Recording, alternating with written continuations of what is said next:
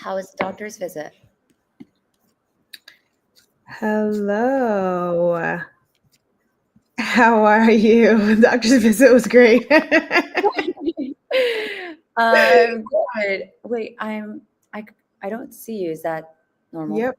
We just got a Okay. screen and we'll take it back. Here we go. Oh, yeah, perfect. Okay, cool. I like the design. It looks Thank cool. you. And Yeah. also, Alea's tooth just fell out. Go ahead, Mama. Go ahead. You can take it out. Go in the bathroom. Oh my Alea God. literally just lost her front tooth. Her first tooth. No, her front tooth. Oh, her front tooth. Oh my God. I love that stage when they just look like, I don't know, like no teeth in the front. They're just I so know. cute. I wanted Oh them my both God. to fall out at the same time, both of the top two at the same time, but that's not Yeah. happening. So she's I, she's gonna do I a don't think Bugs that's Bunny. how it works. Yeah, Mommy's like, I want them both gone. I Alea's know. like, all right, mama. Well, she But just had a picture day, so picture day is complete with all teeth, and now lucky girl. I know, That's right? really lucky. Yeah, yeah. And she's like kind of a champ. Like she didn't even cry. You just were like, oh, Alea's teeth just fell out. She's a G. The Yeah. other tooth that fell out, she's at her dad's house, and he did the whole put the string on the tooth, close the door situation. Oh my God. I remember those days. That works Yeah, though. It works. it works. Okay, Yeah. just so people can understand what's happening right now, Oh this yeah, is true. the Sorry. first time that Tenzin and I are having a conversation for real, like face to Yeah. face in 5 years. Oh my gosh, that's true. Yeah. That is so crazy. So basically, this is just a one-on-one conversation, and they're just a fly on the wall. Like they're just, Oh they my just. God. Yeah, yeah, yeah. Sorry about that, guys. I totally got sidetracked. I was like, I just saw your face, and I'm like, I need to ask you everything. But I know. This is such an honor for me. Like, I'm so excited. We have folks talking about Tooth Fairy time. Hi, oh my Andrew.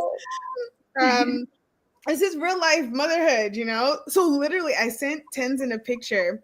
The last time that we saw each other in person was Christmas when Alea was 1. And Tenzin had Alea at the Yelp Christmas tree at the little holiday thing. And Yeah, then she fled the country.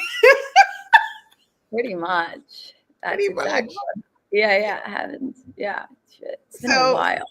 it's been a while. Yeah. But okay, so yeah, guys, this is Tenzin and I go way, way back, and I'm really excited for this conversation. You guys don't understand. I'll tell you who Tenzin is and what she's about, but personally, and we didn't have a conversation before this, so this is raw, organic. Tenzin and I sat next to each other side by side at the window on the 13th floor at Yelp, Oh my and she motivated me in ways that I've never been motivated before. Like she was so determined, so methodical, so systematic in her approach to sales, in her conversations, and it really kept me on track. We would do the sticky notes, the post-its, the reverse engineering, the math of how many deals we had to close, how many calls we had to make. Um, and it was the best time. So like I've never got to say that to you, but man, thank you so much for that at Yelp, because that was just we would have conversations, go to lunch, we just talked about life, and it was great. God. It was 100%. great. Thank you for that very kind intro. And Of just a side course. note, I mean, the energy was symbiotic. Like, I'm so grateful that I was sitting next to you as well. You're such a natural leader. And it's just energizing to be sort of like have that kind of person around you. And then you like, to be excited together and get those numbers and like just it's just a numbers game. Let's get it done. So it was such an honor to have sat next to you as well and like get our fucking, Thank you. close My those deals. cheeks are Sorry. hurting. I'm like I know. smiling. Same, We're same. only like 5 minutes in. Alea, turn off the water, please, Mama. Thank you. um, okay, so let's get into it. Okay, so Tenzin is a former B2B sales leader who's now a founder that I'm so proud of. She's closed over $3 million in revenue in APAC, Europe, US, just like worldwide. She was a top AE at Yelp, and now the creator of the Welmark Planner, which we're going to get into and I'm really excited about. The Welmark Planner is a clarity system that blends neuroscience, journaling, and design to help professionals rethink what productivity looks like.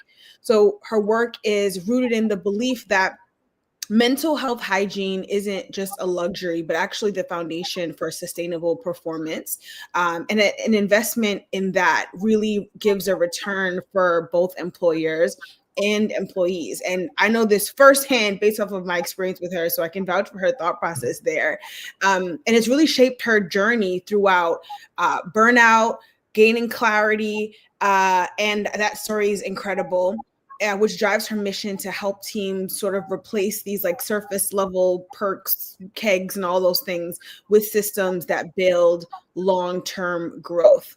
So she started a Sunday Journal Club, which is a community where you can sort of replace distraction with intentionality, and then now scaling global supply chains to shape mental health tools that bring this perspective for clarity and resilience.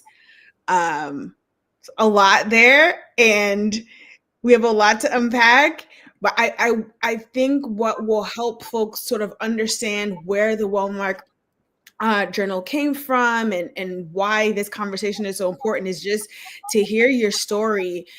You had money saved in the bank, and you just decided to take a trip. Like, tell us about what happened, where it started, and sort of like the foundation here, skipping step number 2 here. Yeah. I guess we're going to start with a story time then. So it was during 2021 pandemic. And I think like many of us, I was also going through that process of pausing and questioning, like, what do I really want? Because I was finding myself quietly burning out. So I made a responsible decision to take a gap year, more or less. But I do want to contextualize this with the fact that I was actually working for a company that was my dream job. I genuinely did enjoy. I mean, Kay knows this. Like, I actually do love sales, and I loved the company I was working for, and I enjoyed the culture, but I was still burning out. And at that time, I was 26, and because I'm in sales and we can earn, I had already saved about like over 100 grand. So I made then a responsible decision. It wasn't just like on the whim, to take the time off and travel, because that's what everybody on the internet says. It's like, take the time off. So I had the privilege. Yes, exactly. Basically, like, India, Bali, Guatemala, Mexico, like the whole shebang. Right. Because I had that safety net. And as a first generation immigrant American, I did feel a bit of guilt doing this, because like, oh, my parents worked so hard to send me here and I have to fulfill this trajectory and like this dream. But I felt like if I didn't, I was just so numb and I had to figure it out. Yeah. And something that I thought was interesting, because on the internet, there's all these like content around like, oh, just do this, just do that, like take the break and you'll be fine. And maybe it works for some people, but for a lot of people that I met personally and for myself, I think freedom without discipline in itself is actually a burnout or like quite a depressing state of place to be. And that's when I realized it, that's when I kind of came to journaling and started becoming obsessed with understanding the minds of like Carl Newport, who talks about slow productivity, Daniel Kahneman on mental bandwidth, James Clear on habits, as we all know, Greg McKeown on essentialism, and Andrew Huberman on, biohacking, and Tim Ferriss on systemic thinking. So I started reading a lot, like, and consuming knowledge like every single day. And that followed by like me actually implementing it into my day-to-day. And anyway, that's what basically shaped Welmark, and what I used to help me find my clarity. And what was so interesting was that when I found my clarity and felt more clear about what I wanted, what I needed, I actually started working for Monday again, the company that I was feeling burned out from. And yeah, and so this was like, for me, the learning lesson. Like, so it wasn't the company or the necessarily, like, it was because I lost sight of my why. And Yeah. I was like, I was on autopilot. But when I had my clarity and, had a sustainable way to kind of um, do the work, it was actually very exciting. It was very fulfilling. But the planner that I ended up creating, I ended up passing it around to some of my friends here in Bali who own businesses. One of them was like, she just had started her, she already owned a bikini label, and she just opened up a restaurant and just had her new baby and needed a way to kind of get back in the groove. And she was like, hey, Tens, like, can you help me out?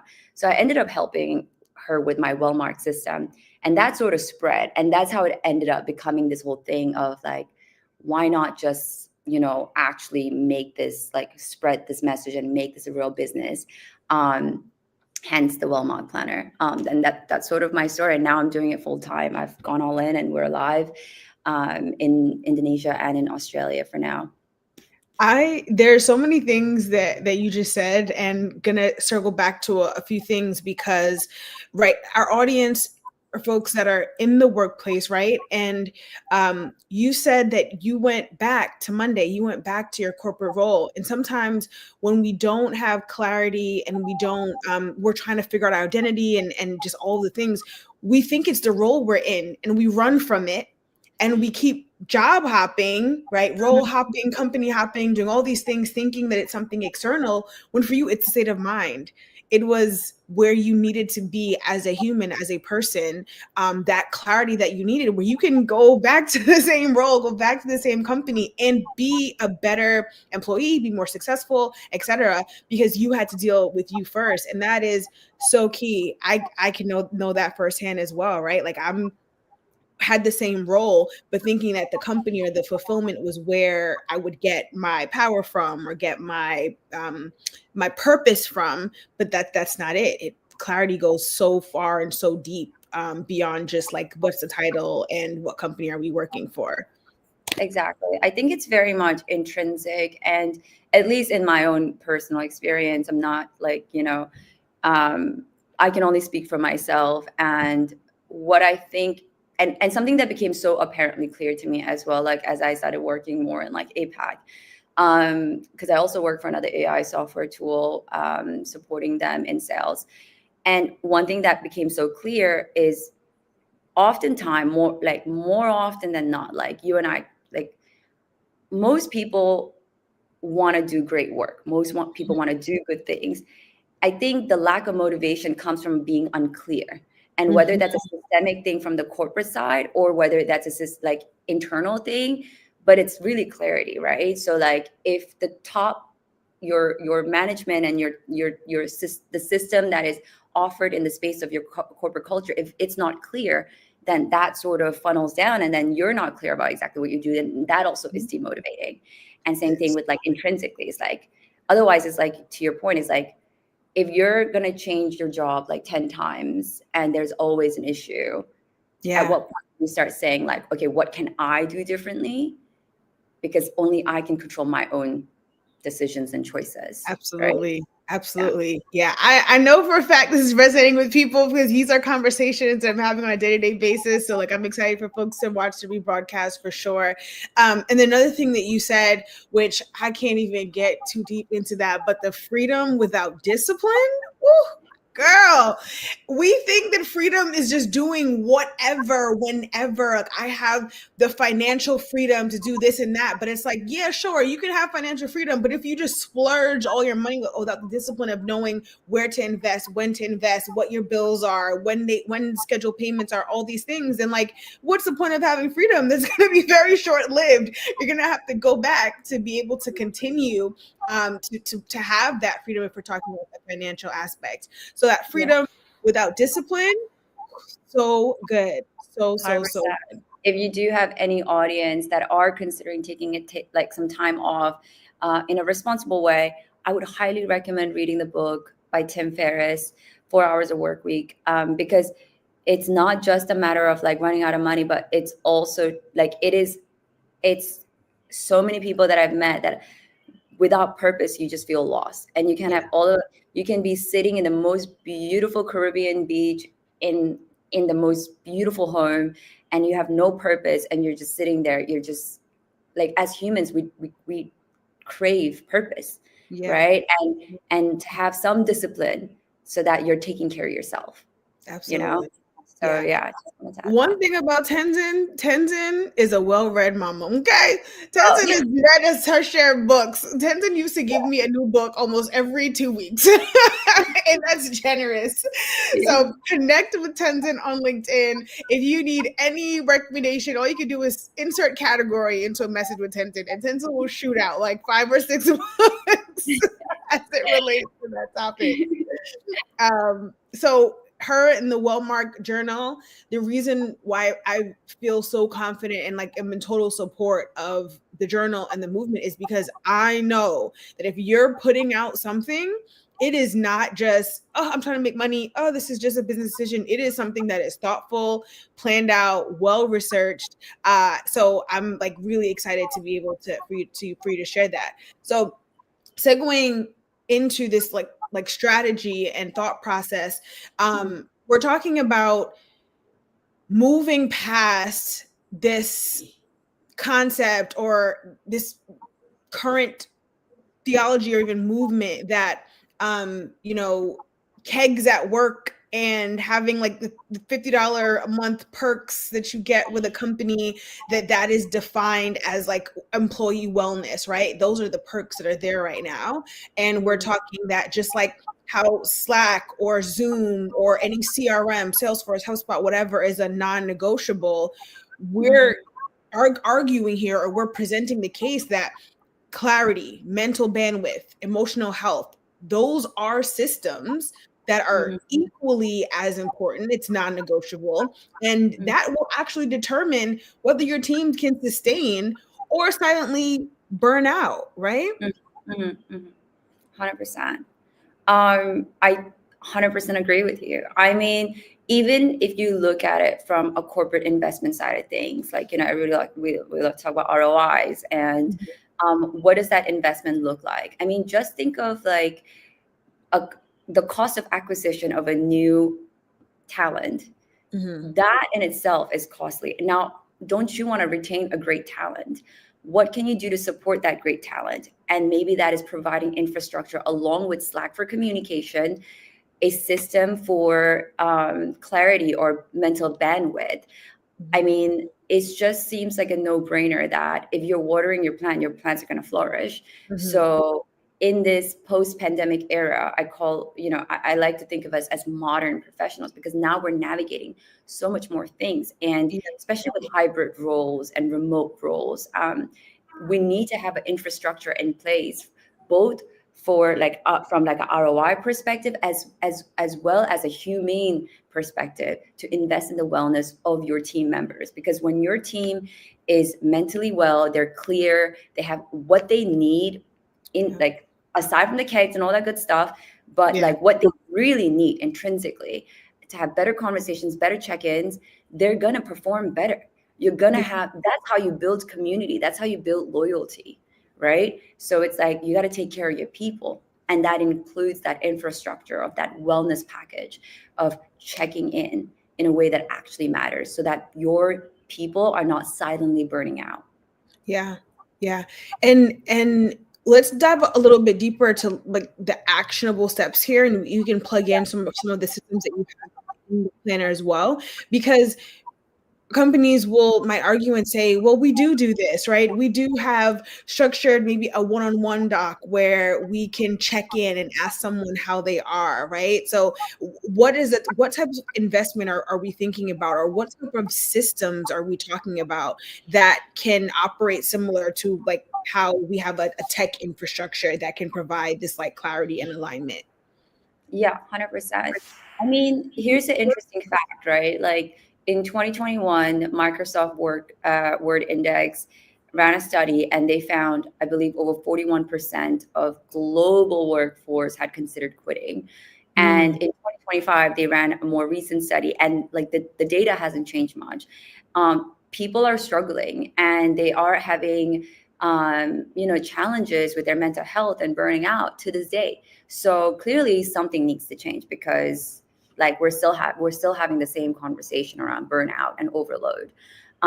What is an actionable implementation of how we can actually integrate this into our system and not just theoretically talk about it. I think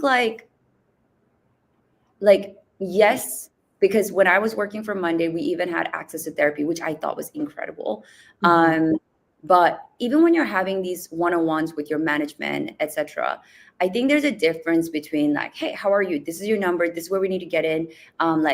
Versus like having conversation that is prompted in a way that actually like allows for a real conversation. And that could mean like, hey, like, what am I not seeing right now that's maybe affecting your work, and how can I support you better in a more clear way, like actually taking the time to ask better questions. And that could be integrated into your weekly check-ins or your quarterly check-in. Or it could also be that understanding during your workday. I know that at Yelp, like it was really cool. Like I'm not saying take away the plugs, but to have your basketball court, like the little like games and whatever. Ping pong. Like like sleeping pods, etc. But what if like we started also just making a normal thing where before you start your day, you get to spend 10 minutes, and that you can choose with like whether it's a quick meditation or whether that's journaling, again, like providing very clear prompting of like exactly what is it that is important to do, like what am I grateful for, like these kind of prompts that you can find in your Welmark planner. You just spend your first 5 minutes, because what it does is it grounds you. It makes you clear about what you're doing, what you need to get done, instead of reacting to all the pings and all the notification and not really making real progress. Now you can ask better questions and have that integrated into your like your daily or weekly check-ins. And I think that's like a step one. And step two could be also providing like, instead of just happy hours, like having real like community clubs. Like for us, it's Sunday Journal Club. And at our Sunday Journal Clubs, we've hosted 10 so far with over 100 signups. And we get people from all around the world. It's extremely diverse. I have business owners that are like 8 figures to, I have people in their 30s that are already retired and living in Bali. I also have like that 22-year-old girl that's a social media manager. Like we've got a range of like people that join, not for networking purposes, but just to pause, reflect, and connect, right? Because like with better conversations, we activate our mirror neurons, and then we're thinking like, oh, this person's going through this, I'm good, and then we're able to develop true connection. And I think like even at a company culture, like it doesn't need to be so robotic. Like we can take the time to pause, reflect, and be human, and just be better people and have better conversations. And that will actually open the door for like where a manager can actually be a better mentor, because now they're having real conversations, It doesn't have to be like pumped with beers and drinks. It can be a sober activities. Yes. I agree with the line of thinking. And from an enablement perspective, one of the biggest pushbacks that I get from companies when I'm trying to implement a new strategy for onboarding and is the aspect of homework. The aspect of before a one-on-one, here are prompts that you might have to fill out. And it's not just like, again, like you said, put in your number, but it can be thoughtful, intentional questions. Like what part of your responsibilities this week gave you the most joy? What part did you find the most frustrating? Why? Are there things that can relieve that frustration? What could I have provided for you? Like those sort of like thoughtful questions. And the people who write it off and just answer 2 minutes before the meeting, doesn't do anything for them. But the folks that actually think about it and complete it and we're able to have a solid conversation actually ramp up faster, stay longer, and are able to bring change to the organization that is meaningful. Because when they talk about their frustrations in their first 30 days, if they're having a frustration, someone else probably does as well. And that helps to retain, right? So we're talking about ramping and retention. That's a specialty that I bring to onboarding into enablement, because it's psychological. Like we're spending more time at work than we are anywhere else. It behooves us to think that we don't need to have an element of I don't just call it homework, but like thoughtfulness and intention Mhm. around the work that we're doing.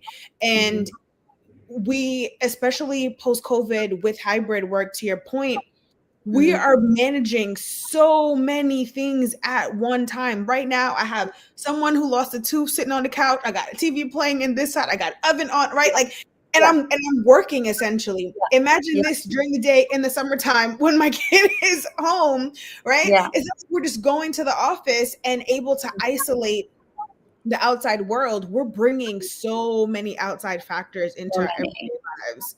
So Yeah. we need to your point, help to provide an environment, not just in a how are you moment, but maybe that night before when the TVs are off and the room is dark, they can go in and think about that as their journaling session Mhm. for Mhm.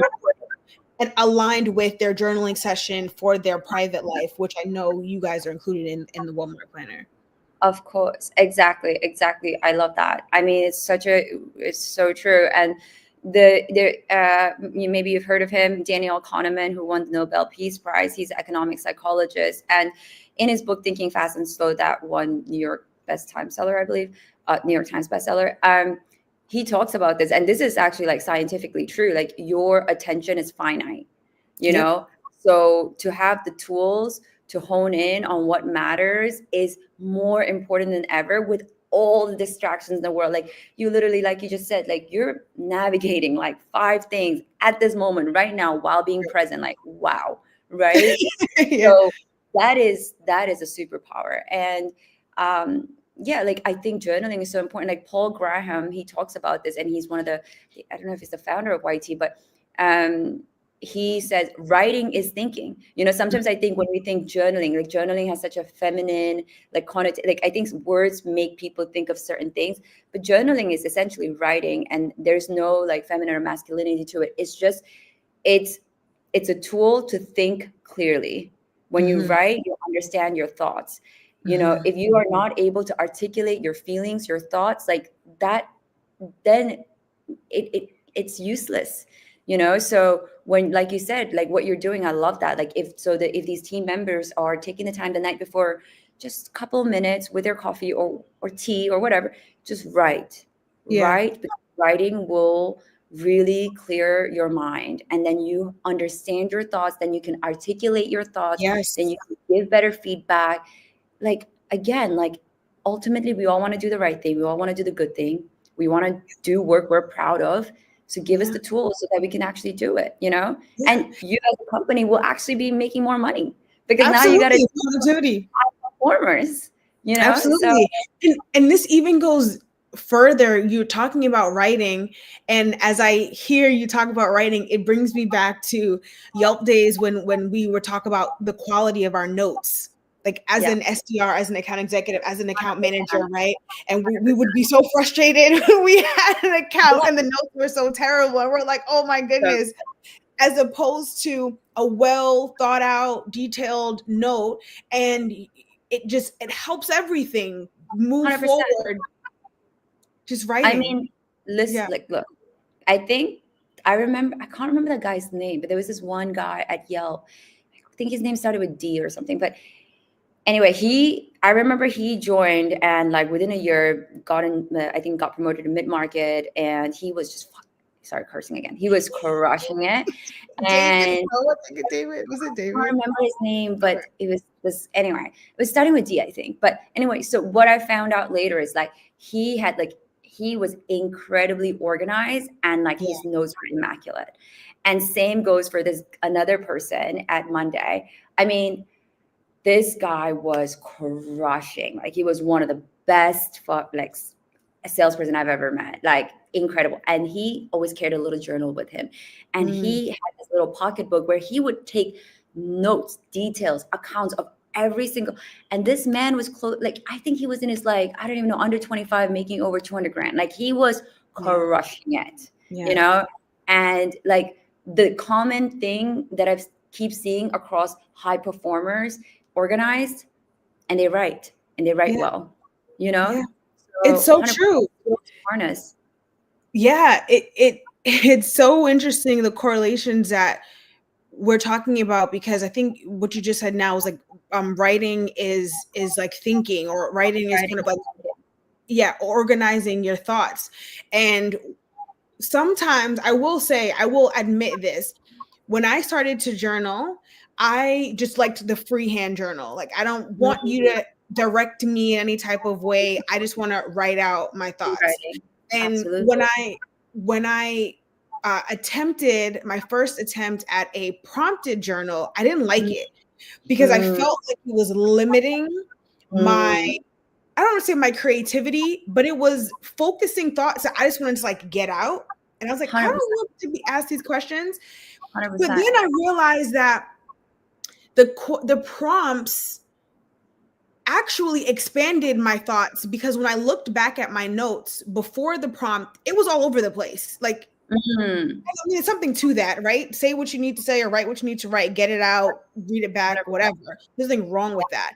No. But it became more structured and more productive journaling, that even Mm, when I go back to, like, now I have two, I have my prompted ones for like goals that I have, and then I have my freehand life one, which I just use for life, and it has nothing really to do with goals. It's just my expression. love that. When I now go to my freehand one, my thoughts are a Mm, little, I come to a little bit more intention than I did beforehand, because I'm actually thinking about what is it that I'm trying to uncover in myself or in that moment when I journal. I love that. No, I love that. I love all of it. I'm like kind of the same as you actually. Like I do have like a free writing and I Mhm. also have my structured like journaling. Um, and what I found exactly to your point is like when I'm, let's say I have experienced something very frustrating and I just need to unload, then Yeah. I will just free write. Like I will just dump it all on the paper, just put it all out there. But something that I have consistently found very powerful, and even when you do a PhD or a master's, it all starts with what's your thesis? What's the Mhm. question you're trying to answer? The Mm. right question makes you think in the direction that actually is a step forward, you know? And so this is where I do find prompting very effective. And that is why I am very picky with my prompts, because Mhm. just like you can get the wrong personal trainer with no experience and like mess up your back, I think the wrong prompt can just like have you running behind your own tail, Yeah, because feeling without some idea of exactly what you want to uncover can just lead to just venting, venting, venting with no solution. absolutely. And that is also not a great state of mind. And I think that's why, like, for me, like, you definitely should still free write. There's Mhm. definitely like I know for a fact there are benefits. Um, and the prompting is more for like people like us.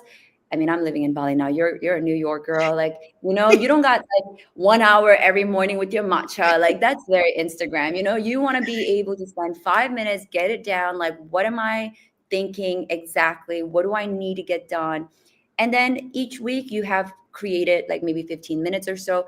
And again, like following prompts that help you think more clearly. Like one of my favorite prompts, for example, in the weekly is what is one thing you can do for someone you love, right? Because Mhm. sometimes when we're journaling, because I'll call myself out, it's like if I'm like, oh, this happened to me and I did this and I did that, and it's like, or like anything else, but it's like, how can we serve other people, you know? So I think like all of these questions are really packaged well to not just have a better understanding of who you are, where you're at, and also coming back to work life balance. Again, if that's what you want, then being able to have the tool to kind of check back in it, which means like checking in how you're doing, like in your business, your personal life, your relationship, etc. So kind of having those prompts to be reminded. Yeah. Yeah, and when I think about you talking about prompts, and I love that we're having this conversation live, because we didn't do this ahead of time. No, Um, we have. I think about when we would talk about discovery calls. Yeah.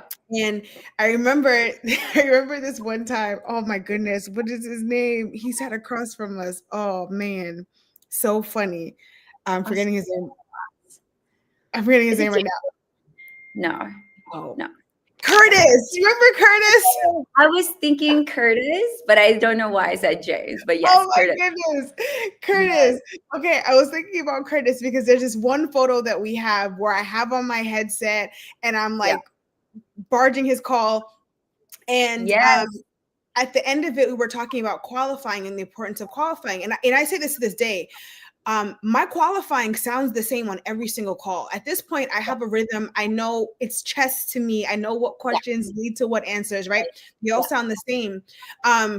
But I've never thought about it until I just heard you speak that sometimes prompted journals are like qualifying for ourselves.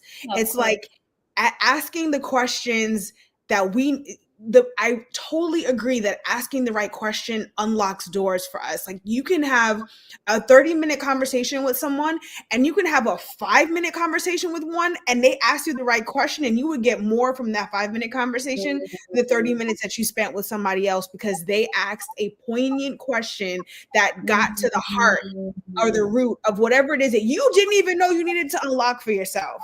Yeah, yeah, yeah. Love That's that. the benefit of like a good prompted thoughtful journal is that you open up that journal and then that page that day was like, oh Yeah. man, I didn't even know I needed that question. Yeah, yeah, yeah, yeah. Oh my gosh. I actually love this analogy of the qualifying with during discovery. I might use this one for my Yes, future conversations. I'm gonna be like, my girl Kate. No, I'm just kidding. because I But I mean like listen, it. It's true. It's very true. we're sales reps, like we've been in sales for so long, like our Yeah. mindset.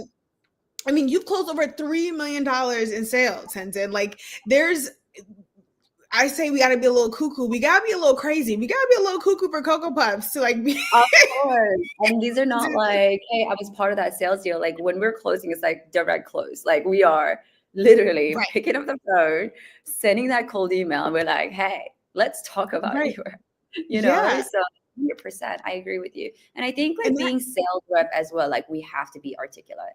Like yeah, this is why we make the money, right? Because we have our skill is in our articulation. yep, So, which means yeah. asking the right questions and being able to just gauge, talk, be a person. And on top of that, the whole resilience piece, right? Like one of the things that we haven't talked about yet is the resilience that comes with it. It's not just about overcoming objections for the sake of numbers, which we all know about the numbers game, but it's also mentally. Like this Yeah, thing takes a toll. We every 100%. onboarding, every session, whenever we had someone that shadows us, we were like, listen, if you can't take a no, Yeah, it's just not for you. yeah, And the turnover that happens, which is why I'm loving this idea or this actual practical concept of wellness and onboarding and enablement and to help our retention and ramp is because within the first 30, 60, 90 days, you got them or you lose them. Like that's just it. And if you're not helping them systematize or like have a systemic thinking on how they handle it, not just push through. Everyone always says, just keep dialing, just keep dialing, just keep dialing. That causes burnout as well. It's like emotional fog. You drop the ball because you're not mentally able to keep going. You can't replicate your behaviors because you are not sure which was actually right and which was actually wrong. Like sales teams benefit from the clarity, but when you talk about mental hygiene, which I would love to hear some more about from your perspective, mental hygiene, I feel like it's almost like a purge, like a mm, getting it out thoughtfully and intentionally so that you can reset and then redo to get results. yeah, 100%. I completely agree with everything you're saying. I mean, like just from my shared experience of working, yeah, which by the way, I believe, I don't know if there's like metrics around it, but I have heard this very often that Yelp provides one of the best training in terms of Mhm. like creating great like sales reps. Um, that said, they still have, I think, about back when we were working for them, um, their retention was about 3 months. Their turnover was about 3 months or something Not like this. even.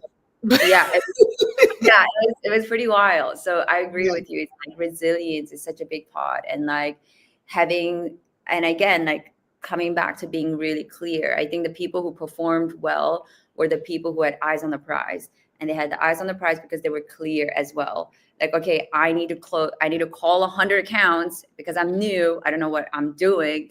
The more practice I get, the better I'll become. So I'll call 100 or average at 80, because that number will eventually trickle down to 5 appointments or 3 appointments. And maybe I'll have one pitch on the fly, even if it's once every 2 days, like sort of just breaking it down by numbers, but being really clear about it. And that's just like focusing on the outcome and not the process, which then like you're not as like, I don't know, like also builds resilience because yeah. But you wanted to talk about mental hygiene. Yeah. Okay, so this is something I know I'm coming back to this because, to be honest, like everything I know is all packed into this. So I really believe the Welmark journal, y'all. This is the Welmark journal that she's pulling out right now. I love it. Yes, it's actually stunning. Not to toot my own horn, but I mean, listen, your girl loves books. Like I've been traveling, like even as a digital nomad, I was traveling with like 10 books at a time. Like I love books. And so it's just like, to make a beautiful book is just a no-brainer. And I'm a nerd, so we're obviously putting it all in here. So we have this feature in this Welmark, for example, it's called rituals, which I like to think of it as like a ritualized focus. So as part of your like implementing better mental hygiene, I think during onboarding, what would make so much sense, along with these great questions you're asking already, Kate, when you're supporting businesses, is to map out your ritual. So this layout was inspired by Andrew Huberman, who's, I believe, a neuroscience professor at Stanford University. I mean, we all know this guy. He's famous and incredible. And he talks about breaking up your day in quarters to maximize energy. And just like we talked about before with like the right prompting of question during your weekly check-in, and one of the questions, for example, it could be, what can we do during the day to get you energized throughout, during a work week or whatever? What does that look like? Not just going for drinks, maybe it's sauna ice bath, maybe it's the gym, maybe it's meditation, and outlining exactly what you need for those for your mental reset. And then during your onboarding, like commit to a ritual. So basically what that would look like is you have your Monday through Sunday and you break up your day in 4 quarters in our case. And so this basically means, like, I'll give you an example. I wake up generally at 6 a.m. I'm in bed by 9 p.m. So if I were to break up my day in 4 quarters, that would look like 6 a.m. to 11 a.m., 11 a.m. to 1 p.m., 1 p.m. to 5:30 p.m. And then the Q4 is like my switch off time or quarter.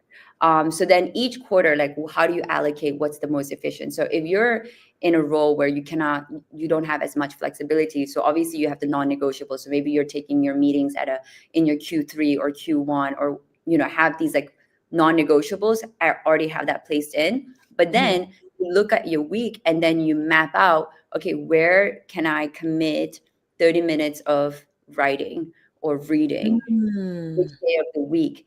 And actually like have it written down in front of you, just like we have our Post-it notes with what our sales target goals are. We should also have our ritual goal, because how you spend your day really determines the life you will have, right? So it's like, you're talking about, like, an example is Q1, your ritual could be, okay, I'm starting my day with, like, let's say 2 pages of a journal. Let's just say, so like 2 pages of journal, it would be my one ritual. And then maybe after, if I'm a SDR at Yelp, for example, or AE at Yelp, I say, after my 30th call, I stop and go for like a 2-minute walk. Those are the things that you're putting in there. Okay.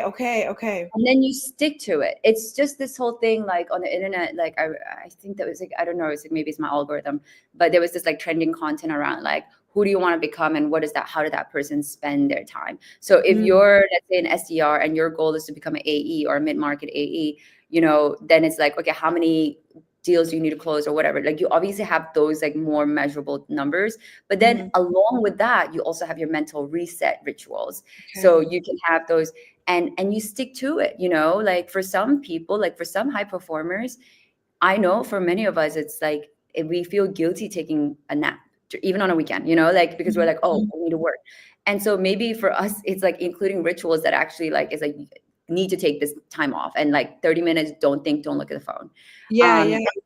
Maybe for someone else, like they're working on discipline to like work harder. So then for them, that could be like, don't look at your phone until you make 50 dials or 30 Yeah. dials. Yeah. So like whatever your goal is. So it's not about what you do with the time. It's the fact that you're doing something with clarity with your time. Yeah. You're being intentional. So if you have mapped out your 7 days ritual during your onboarding, now commit to this for the 30 days, because that is the blueprint for your success, right? That includes that mental reset. That includes whether it's 2 pages of journaling at the start of your morning, or 2 minutes of journaling, or 2 minutes of meditation, or going for a walk. Whatever it is, write it down and actually commit. Like, not just theoretical, commit. And if your manager or your team leader has a better understanding of what works, what doesn't, they're also getting the tools now to understand, this is how this person operates, this is how that person operates. And then, we work with different personalities, right? So again, in the end, it's like beneficial for everybody, because ultimately when you're working for a company and the company hires you, one shared goal that we can agree on is that we want to, the company wants to make sure that we are sufficient ROI or performing really well. And we also want to maybe climb the corporate ladder, or whatever the case may be. So now you have that ritual and you stick to it. I never thought about that. I thought about, okay, you put this on your calendar and, remind yourself to take lunch, or remind yourself to do this. But I never thought about making a habit of the mental clarity that I would need to even execute on the goals. We're just so focused on the goal ones, on the ones that's like, we need to do this, that we're not making habits of the things that we need to do to support ourselves emotionally and mentally to be able to feel that. I never thought about that. Yeah. 100%. That's good. Yeah. I mean, I will say this, that like, I do believe, while I'm saying all of this, like slow productivity, or like this whole notion, I think it's such a privilege that, because I don't know, it's like not everyone can have. Like, for example, like, because I know what it is like to be an immigrant living in New York City with 2 jobs and working hard. And like, it's like when you're navigating so much, you're not necessarily like, oh, I can just take 1 hour off every day to do like whatever I want.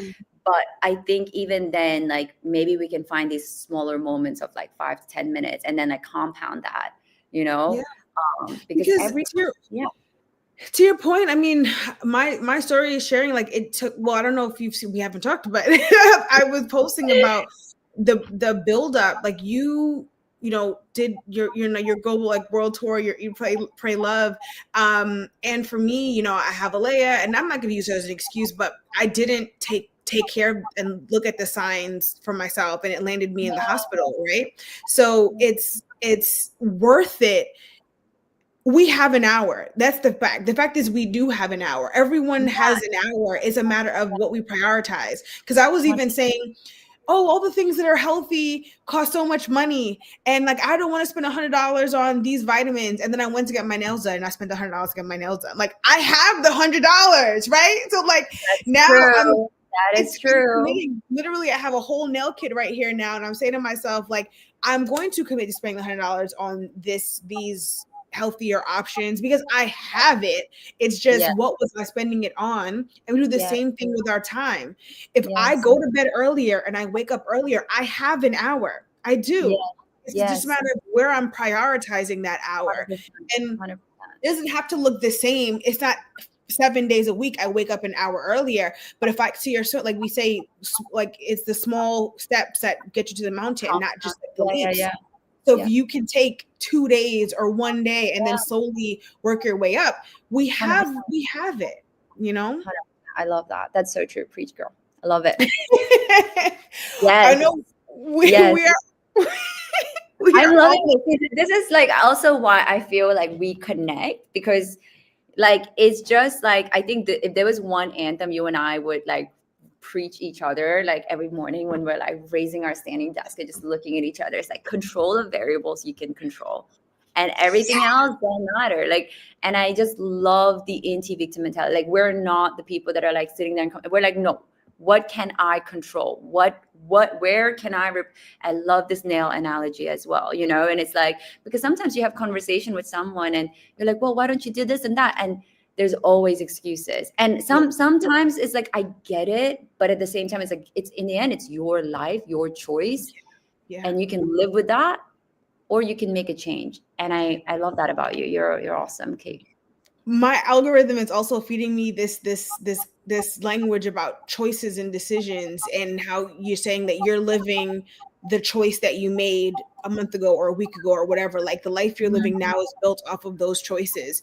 And you said something a moment ago, and it was like, you have to commit to something. You can make a decision, but then the commitment is different, because sometimes we decide and I'm like, okay, I'm going to do this, but we haven't committed to it. And for me personally, I can make a bunch of decisions in my head. Okay, I'm going to do this. That's just like a mental like note.